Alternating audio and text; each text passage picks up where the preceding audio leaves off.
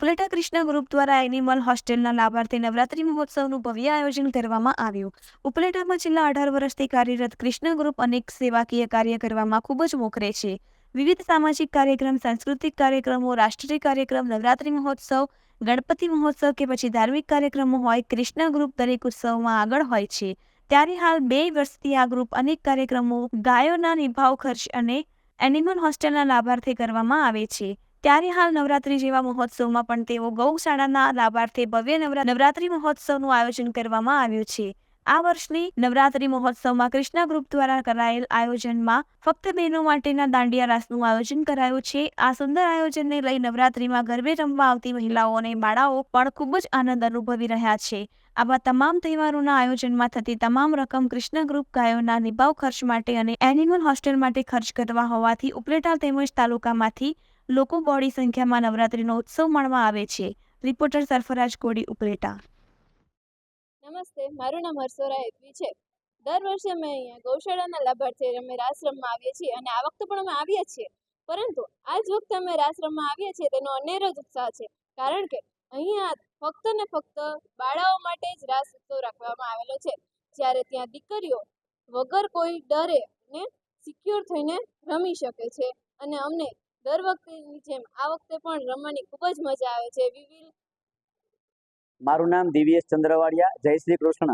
સ્વ ગોવિંદભાઈ સુવાની પ્રેરણાથી શરૂ થયેલું ગ્રુપ એટલે કૃષ્ણા ગ્રુપ ઉપલેટા. ઉપલેટા શહેરમાં છેલ્લા 18 વર્ષથી આ ગ્રુપ અનેકવિધ સામાજિક, સાંસ્કૃતિક અને રાષ્ટ્રીય કાર્યક્રમો કરે છે.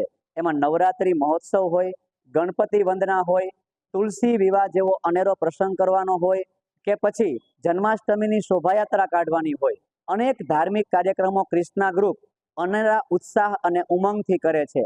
પરંતુ છેલ્લા 3 વર્ષથી કૃષ્ણા ગ્રુપ ઉપલેટા અને નગરપાલિકાના પૂર્વ પ્રમુખ એવા મયુરભાઈ સુવાની પ્રેરણાથી ઉપલેટા ખાતે જે ગાયોના લાભાર્થે આ એક નવો જ પ્રકલ્પ લઈને આવ્યા છે, જેમાં ઉપલેટા શહેરની જે એનિમલ હોસ્ટેલ છે, શહેરમાં એક પણ ગાય રઝળતી ન રહે તેવા શુભ આશ્રયથી 800 જેટલી ગાયો અને ગૌવંશના લાભાર્થે દર વર્ષે કૃષ્ણા ગ્રુપ ઉપલેટા અને એનિમલ હોસ્ટેલ સમિતિ ઉપલેટા સાથે મળી અને ભવ્યાતિ ભવ્ય નવરાત્રી મહોત્સવ તથા મેં અગાઉ કહેલા તે તમામ સાંસ્કૃતિક કાર્યક્રમો કહે છે.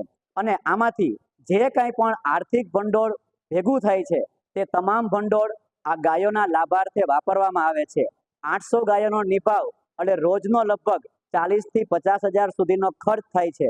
તે છતાં 3 વર્ષથી ઉપલેટા શહેર, તાલુકા અને આસપાસના તમામ દાતાઓના સહયોગથી અને વડીલોના આશીર્વાદથી આ કામ સુપેરે ચાલી રહ્યું છે. અને આગળ પણ ગાયો રઝળતી રસ્તા પર ન રહે તેવા શુભ આશ્રયથી શરૂ થયેલું આ કામ આગળ પણ ચાલશે. આ વર્ષની નવરાત્રી એટલા માટે ખાસ છે કારણ કે આ વખતે અમે થીમ રાખેલી છે નારી વંદના નવરાત્રી મહોત્સવ. એટલે કે અમારા આ નવરાત્રી મહોત્સવમાં માત્ર ને માત્ર દીકરીઓ જ માતાજીના ગરબા રમે, દાંડિયા રમે અને રાસ રમે. એટલા માટે અમે 15 વર્ષથી ઉપરના કોઈ પણ ભાઈઓને પરવાનગી આપેલી નથી. માત્ર ને માત્ર નાના ભૂલકાઓ અને કોઈ પણ ઉંમરની દીકરીઓ, માતાઓ, બહેનો દાંડિયા રમી શકે અને ગૌ માતાને સાચા અર્થમાં દાતાઓએ આપેલું દાન સાર્થક થાય એવા શુભ આશ્રયથી અમે આ વખતે દેવી રાસોત્સવનું આયોજન કરેલું.